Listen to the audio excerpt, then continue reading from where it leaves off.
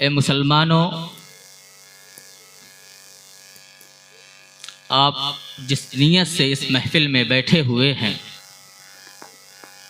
आप चाहे गुलहरियाँ से आए हों या कुर्ब व जवार से आए हों, अल्लाह की बारगाह में दुआ है कि अल्लाह आपकी नीयत को कबूल फरमाए और आपकी हाज़िरी को भी कबूल फरमाए। कुरान मुक़द्दस की मैंने एक बहुत ही मशहूर व मारूफ आयत पढ़ी। रब्बे ज़ुल जलाल का ऐलान है, अफ़ा हसीबतुम अन्नमा खलक़नाकुम अबसा व अन्नकुम इलैना ला तुरजाऊन। क्या आप ये समझते हैं कि हमने आपको बेकार में पैदा किया? क्या आप ये गुमान करते हैं कि आपको बगैर किसी काम के लिए या बिला वजह पैदा किया गया है? व अन्नकुम इलैना ला तुरजाऊन। या आप ये गुमान करते हैं कि आपको हमारी तरफ पलट करके नहीं आना है? आज आप खुद सर उठा करके बड़े फ़ख्र से आंखों को खोल करके आप अपने गांव के माहौल को देखें, कुर्ब जवार के माहौल को देखें। आपके पास मोबाइल है, टीवी है, इंटरनेट है। न जाने लोग 6-6 घंटे, 8-8 घंटे, 10-10 घंटे मोबाइल में अपना वक्त गुजारते हैं। सबको बड़े अच्छे से मालूम होगा कि दुनिया में क्या चल रहा है, ख़ास तौर से हमारे इस मुल्क में क्या चल रहा है, हमारी हैसियत क्या है, हमारा वक़ार क्या है, हमारा मकाम क्या है।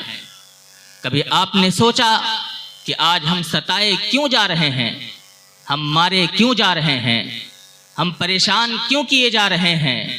कोई भी आता है हमें गालियां दे करके चला जाता है, कोई भी आता है हमारे पैगंबर की शान में गुस्ताखियां करके चला जाता है, कोई भी आता है हमारी मस्जिदों में, कोई भी आता है हमारे मदरसों पर, कोई भी आता है हमारी खानकाहों पर, कोई भी आता है हमारे बुजुर्गाने दीन पर उंगलियां उठा करके चला जाता है। क्या आपने कभी गौर व फिक्र किया?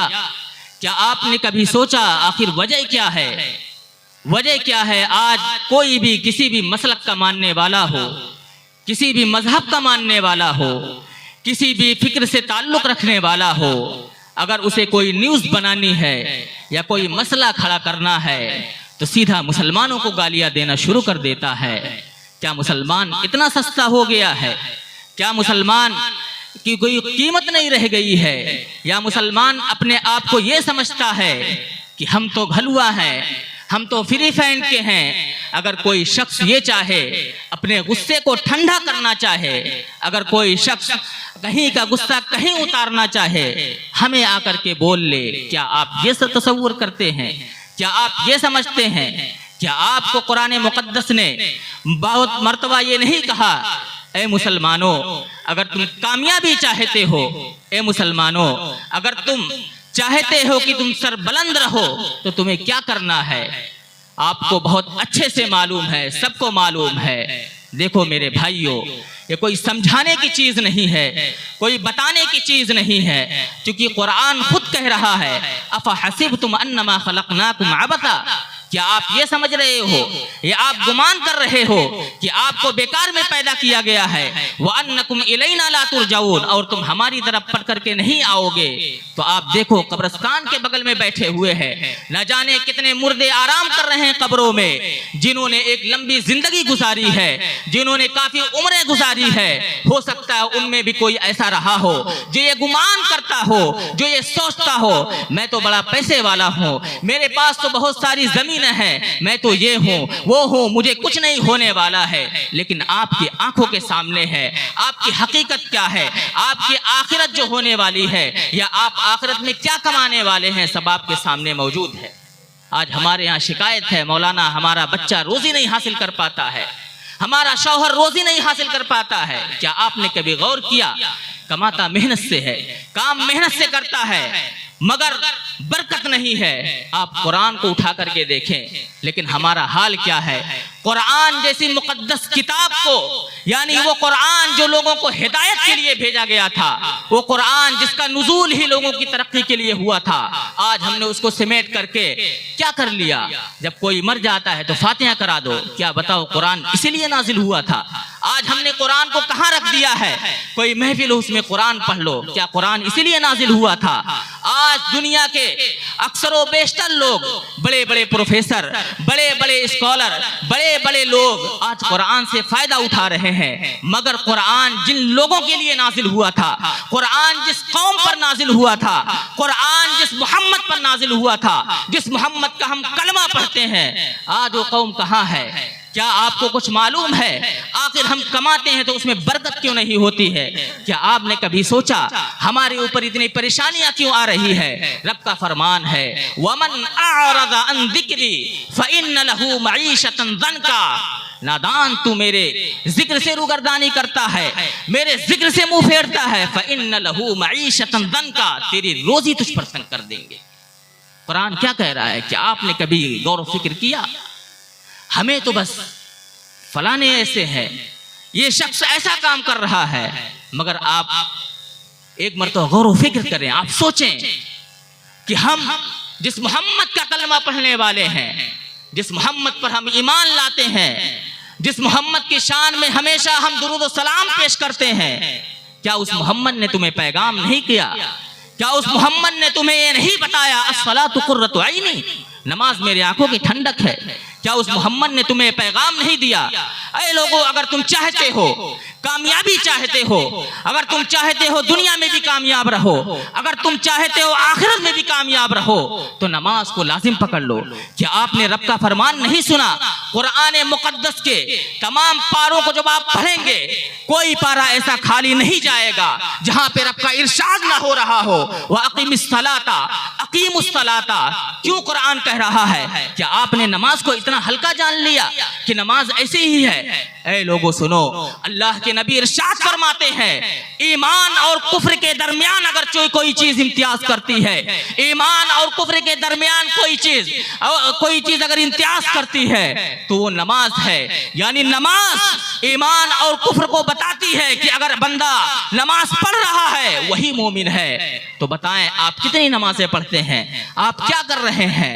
बहरहाल बात कहनी सिर्फ इतनी है कि अगर आप चाहते हैं कि हमारा सर बुलंद हो, अगर आप चाहते हैं हमारी मस्जिदों की हिफाजत हो, हमारे बच्चियों की हिफाजत हो, हमारे बच्चों की हिफाजत हो, हमारे कौम की हिफाजत हो, तो आप कुरान को ना बोले।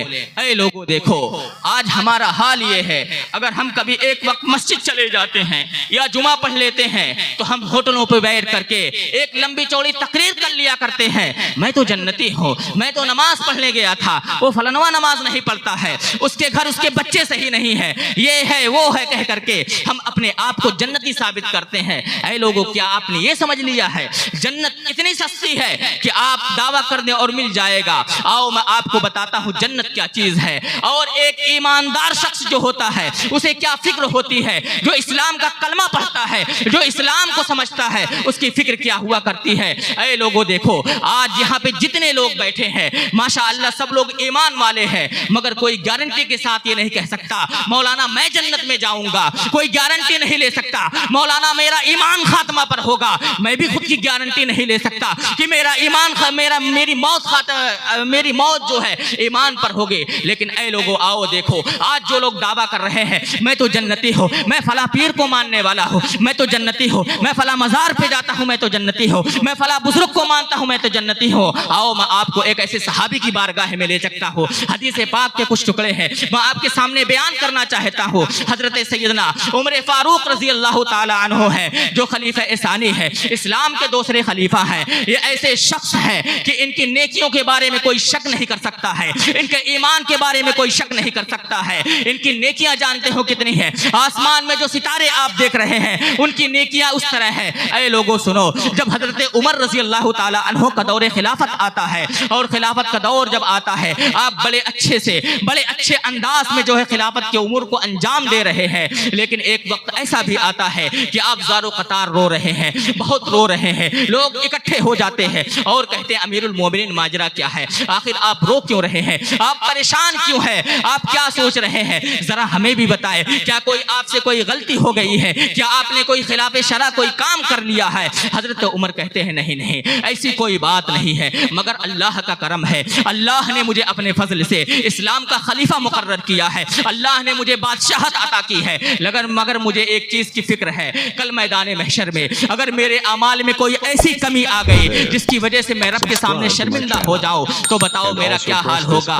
जानते हो उमर फारूक कौन है? ये वो सहाबी है जिनको जीते जी नबी कौनैन ने जन्नत का टिकट दिया है, मगर सोचो उनको कितनी फिक्र है, ईमान की कितनी फिक्र है, अपने अकीदे की कितनी फिक्र है, नबी कौनैन की कितनी फिक्र है, उम्मत मुस्लिमा का कितनी फिक्र, उम्मत मुस्लिमा की कितनी फिक्र है। सोचो वो सहाबी रसूल है, वो ये सोच रहे हैं जिनके जन्नती होने में किसी भी मजहब का इख्तिलाफ नहीं है, किसी भी फिरके का इख्तिलाफ नहीं है। जब वो शख्स यहाँ पे ज़ारो कतार रोता है तो हमारी और आपकी हैसियत क्या है, क्या हम समझते हैं? हमने खरीद लिया है। अगर आप नमाज नहीं पढ़ रहे हैं तो आप कभी उम्मीद मत लगाइएगा कि हम फला साहब का दामन पकड़े हैं, हम जन्नत में जाएंगे। क्या सैयदना इमाम अली मकाम इमाम हुसैन को नहीं मालूम था? आज तो हमारा हाल ये मौलाना फजरबाज सुबहान अल्लाह 33 मरतबा पढ़ता हूँ, जन्नत में दरख्त लग रहे हैं। क्या ये वजीफा सैयदना इमाम हुसैन को नहीं मालूम था? सैयदना इमाम हसन मुश्तबा को नहीं मालूम था? सैयदना इमाम हुसैन और उनके 72 जो साथी थे उनको नहीं मालूम था कि यहीं बैठ करके मदीने में सुबहान अल्लाह और तमाम वजीफे कर लेते हैं, जन्नत तो मिल ही जाएगी, जन्नत में हमारा महल भी बन जाएगा? क्या उन्हें नहीं मालूम था? क्या आपने कभी सोचा इमाम हुसैन मदीना तैयबा को छोड़ करके आखिर गए क्यों? क्या आपने कभी गौर व फिक्र किया? क्या यजीद दिखावटी तौर पे कलमा नहीं पढ़ता था? या यजीद की फौज में जितने थे क्या वो नबी का कलमा नहीं पढ़ते थे?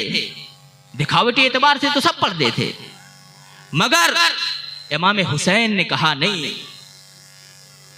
हम बैत नहीं कर सकते आपसे, क्योंकि बैत का मतलब अपने आप को किसी दूसरे के हवाले कर देना है, और इस्लाम कभी भी ऐसी इजाजत नहीं देता कि एक फासिक, एक मलून, एक बदबख्त के हाथ पर आप बैत करें।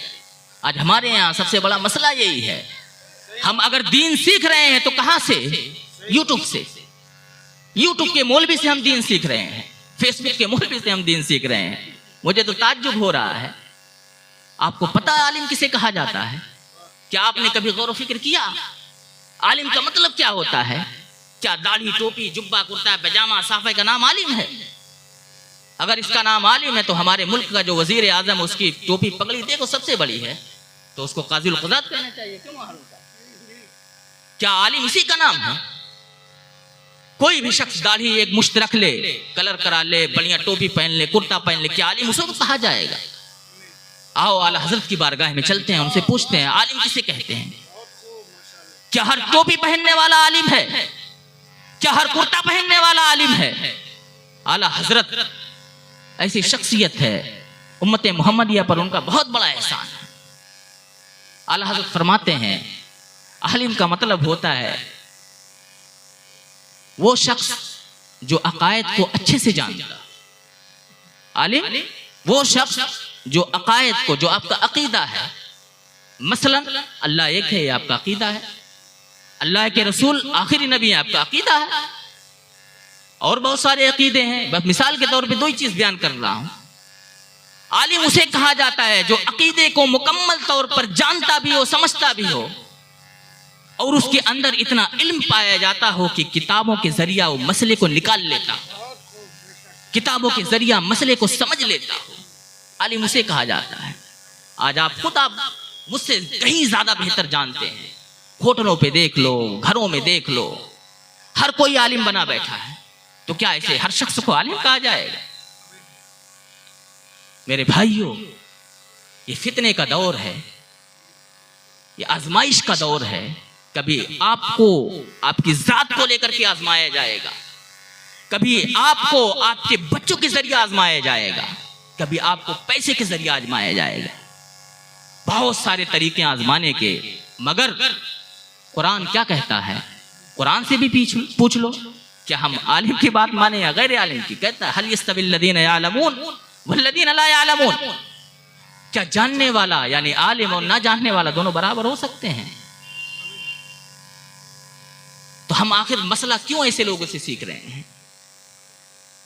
हमारा हाल ये है, हम इतने गिरे हुए हैं, इतने बुरे माहौल में अपनी जिंदगी गुजार रहे हैं कि अगर मस्जिद में जुमा के दिन 100 लोगों को खड़ा कर दिया जाए और कहा जाए वजू करके दिखा जैसे रसूल कौनैन ने किया है, वजू करके बता जैसे नबी कौनैन ने किया है, नहीं कर सकते। क्यों? हमने सीखा नहीं। मैं कई लोगों को देखा हूं नियत मान करके, कोई इमाम साहब की टोपी देखता है, कोई पैर देखता है, कोई का मालूम ही नहीं है कहां देखना है नियत करके। नमाज का मतलब क्या होता है? इबादत का मतलब क्या होता है? हदीस आग में अल्लाह के नबी इरशाद फरमाते अंता अबुदल्लाह का अन्नका तरफ, आप अल्लाह की इबादत इस तरह करो गोया कि आप उसे देख रहे। अब सवाल पैदा हो सकता है कि मौलाना अल्लाह को तो देखा नहीं जा सकता। हदीस का आगे का जुमला है फ़इल्लम तकुन तराहु कअन्नहु यराक, अगर तुम उसे नहीं देख सकते तो ये समझो अल्लाह तुम्हें देख रहा है। इस पे तो इतराज नहीं है ना किसी का। तो आप सीखो, इसमें कोई शर्म की बात नहीं। मैं आपको एक बात बताऊं, मैं जहां पढ़ता था, बहुत बड़ी यूनिवर्सिटी है, वहां पे जगह जगह पे दर्स होते हैं, मस्जिदों में दर्स होते हैं, और तकरीबन 70-70 साल के बुढ़े बुढ़ियाँ, बच्चियाँ, बच्चे, हमारी माएँ, हमारी माँ की उम्र की बच्चियाँ, सारे लोग मस्जिदों में आते हैं जो देहात के रहने वाले हैं। उनकी ज़बान भी अरबी है, अरबी समझ भी रहे हैं, सब कुछ है, कुरान भी अरबी में नाजिल है, वो कुरान सीखते हैं। क्या उन्हें शर्म नहीं आनी चाहिए कि 80 साल का हो चुका मुझे कुरान पढ़ना नहीं आता? क्या सारा ठेका हम ही लोग लेके बैठे हैं कि हम ही को शर्म करना है? सारे लोग कुरान सीखते हैं, नमाज का तरीका सीखते हैं, अरकान इस्लाम सीखते हैं। हम मुसलमान हैं, 5 तक कलमा हमें नहीं याद है, और आदमी ये तसव्वुर कर रहा है कि बच्चा मदरसे में जब जाएगा सीख जाएगा। मैं यकीनन जब मैं बचपन में था, मेरे वालिद गिरामी यहाँ पे मौजूद हैं, वो हमें रात में नमाज का तरीका बताया करते थे। नमाज किस तरह पढ़ी जाए हमें सिखाते थे, कलमा कैसे याद किया जाए। मैंने कहीं मदरसे में नहीं सीखा, मैं सब अपने वालिद से सीखा। क्या हमारे माँ बाप जो इतने हैं, किसी को नहीं मालूम है कि मैं अपने बच्चे को 5 तक कलमा सिखा सके? आप कहाँ जाओगे? आप हुजूर गौसे पाक की महफिल में बैठे हुए हैं, क्या आपने कभी गौसे पाक की सीरत पढ़ी? क्या आपने कभी सोचा कि गौसे पाक को हम कैसे जानते हैं? सिर्फ मुर्गे के नाम से जानते हैं, मुर्गा खा लो, गौसे पाक का नारा लगा लो, हो गए काम। क्या आपने यही समझा है? ऐ लोगों सुनो, मुर्गा खाना कोई फर्ज नहीं है, मुर्गा काटना कोई फर्ज नहीं। मेरी बात का मतलब नहीं कि अब काटो ही ना, अब करो, अल्लाह ने आपको रिस्क दिया है, खाओ पियो, कोई मसला नहीं है। मगर क्या आपने कभी गौसे पाक की सीरत पढ़ी? क्या गौसे पाक को आपने जाना? आप तो सिर्फ यही जानते हैं कि अगर कोई वली होगा वो करामत दिखा दे तभी मानेंगे। क्या वली होने के लिए करामत का होना जरूरी है? दुनिया में इतने औलिया अल्लाह गुजरे हैं, क्या हर किसी की करामत आपको मालूम है? आज तो हमारे पास ऐसे ऐसे मौलाना है, ऐसी ऐसी रिवायत पढ़ देते हैं, ऐसे ऐसे किस्से सुना देते हैं, ऐसी ऐसी कहानियां सुना देते हैं, इंसान फूला मस्त है। गौस की जन्नत, हमारे बाप की जन्नत, आपको समझ नहीं आता है। कुरान कहता है लअल्लकुम अफला ताक़िलून अफला तुबसिरून, हजारों मकामात पर कुरान इरशाद फरमाता है। ऐ इंसान सोचता क्यों नहीं है? कुरान तुझे हिदायत देने के लिए है, सोचता क्यों नहीं? हाँ देखो, आखिरी बात कह करके अपनी गुफ्तगू खत्म करना चाहता। हुजूर बड़े पीर दस्तगीर एक मरतबा हज के लिए निकले, खाने काबा में पहुंचे, और पहुंचने के बाद जब खाने काबा को देखते हैं, दुआ करते हैं, दुआ करने के बाद जब खाने काबा के करीब होते हैं, खाने काबा के गिलाफ को पकड़ करके इतना रोते हैं, इतना रोते हैं, और जबान से ऐसे ऐसे कलिमात अदा करते हैं कि जितने लोग तवाफ करते हैं सब उन्हीं की तरफ मुतवज्जह हो जाते हैं कि कौन है ये बंदा, कौन है ये गुनहगार जो इतना ज़ारो कतार रो रहा है, आखिर इसने जुर्म क्या किया है? ला सुना तो जाए।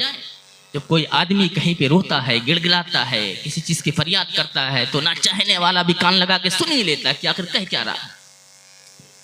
लोग खड़े हो जाते हैं और सुनते हैं तो वो बंदा क्या कहता है, ये मेरे रब, अगर मेरे अमाल इस लायक ना हो कि तेरी बारगाह में मकबूल हो तो मुझे अंधा करके उठाना।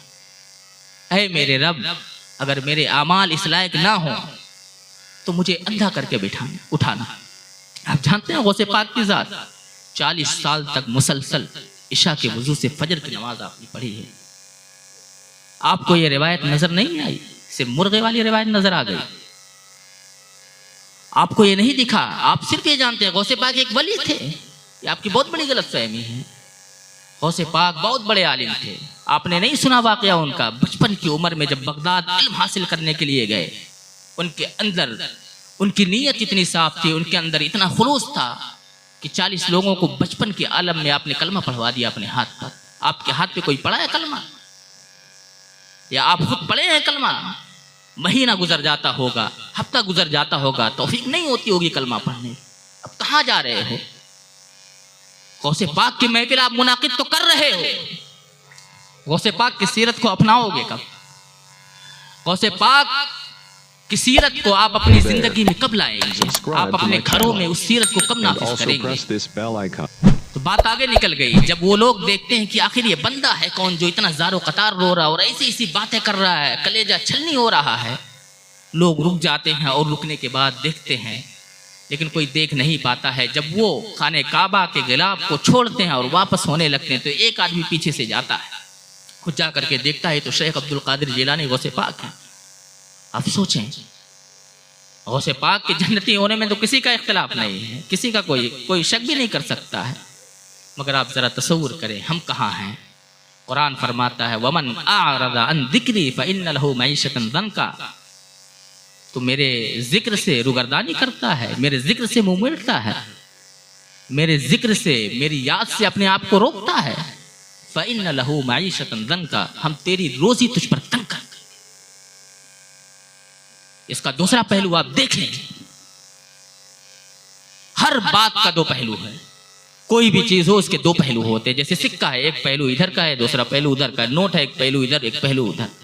कुरान के इस फरमान को पढ़े वमन आरदा अन जिक्री फइन्न लहू मईशतन दनका।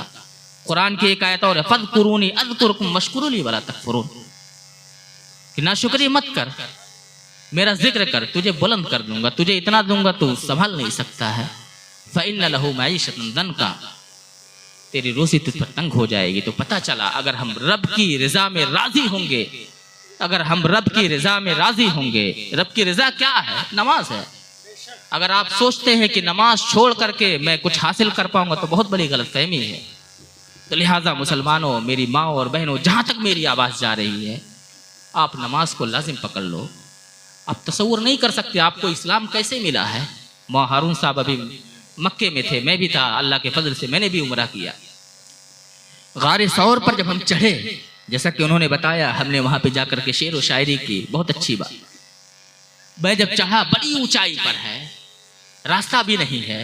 इस ज़माने में मतलब इतना तरक्की याफ्ता दौर है, जगह जगह पे लोग रोड बना रहे, सीढ़ियाँ बन रही हैं। मैं जब चढ़ा तकरीबन 3 से 3.5 घंटे, पौने 4 घंटे लगे, और उस जगह पर पहुंचा। वहाँ पे सबके लिए मैंने दुआएं की, खुसूसन अपने गांव वालों के लिए, सबके लिए मैंने दुआएं की। लेकिन मेरे जहन में एक चीज़ दौड़ रही थी कि हिजरत के वक्त, जैसा कि रिवायतों में आया है कि दोपहर के वक्त नबी पाक हज़रत अबू बकर के साथ निकले थे। उस जमाने में पहाड़ी का क्या आलम रहा होगा। आज जो सऊदी रहते हैं, जो मक्का मदीना गए, उनसे पूछो इस वक्त गर्मी का क्या आलम है वहाँ पे। अब बाहर निकलोगे ऐसा लगता है जल जाओगे। उस जमाने में ना पंखा था, ना लाइट थी, ना एसी थी, कोई चीज नहीं थी। नबी पाक हज़रत अबू बकर के साथ कैसे वहां पर पहुंचेंगे, आप तसव्वुर करें। आज हमारे यहाँ अगर नाला निकला हुआ है, सड़क टूटी हुई है, तो बड़ा खराब रोड है, तबीयत खराब हो जाएगी। लेकिन आप सोचे हज़रत अबू बकर अपने कांधे पर कुछ दूर लेकर के सरकार को जाते। क्या आपने समझ लिया है इस्लाम हमें बस पैदा हुए मुसलमान के घर, मौलवी आया, अजान कह दिया, मुसलमान हो गए? मुसलमान वही है जो रब की इबादत करे। मुसलमान वही है जो नबी कौनैन को आखिरी नबी माने। बगैर नमाज के आपको छुट्टी नहीं है, ना यहाँ ना वहाँ। तो आप अगर ये तसव्वुर करते हैं कि Hey there. काम चल जाएगा, Subscribe to my तो channel Quran and also press में this ऐसी bell ऐसी icon. वईदें आई हैं, ऐसे ऐसे बयानात आए हैं, ऐसे ऐसे अक़वाम को जिक्र किया गया, ऐसी ऐसी कौमों को जिक्र किया गया, आप तसव्वुर भी नहीं कर सकते। मैं 6 साल तक मिस्र में रहा हूँ। आपने सुना होगा मूसा, फिरौन, मैंने उनको देखा, फिरौन को मैंने देखा। आप देखेंगे तो ताज्जुब में पड़ जाएंगे कि ये कितनी खतरनाक कौम थी। वहां पे निशानात अभी भी बाकी हैं। रब से जो टकराया, आज पूरी दुनिया जानती है उसका क्या हश्र हुआ। वहाँ पे बहुत सारे निशानात ऐसे हैं, बहुत सारे मज़ारात हैं, खुसूसन अहले बैत के मज़ारात हैं। और वहाँ के लोग अल्हम्दुलिल्लाह नमाज हर हाल में पढ़ते हैं, कुछ भी करें लेकिन नमाज पढ़ते हैं। रब का फरमान है, इन्नस्सलात तन्हा अनिल फहशाइ वल मुनकर। ए लोगों, नमाज पढ़ो, नमाज तमाम बेहयाई और बुरी बातों से आपको रोक देगी। बस इसी के साथ मैं गुफ्तगू ख़त्म करना चाहता हूँ। अस्तग़फिरुल्लाह रब्बी मिन कुल्लि ज़ंबिन व अतूबु इलैह। अस्सलामु अलैकुम।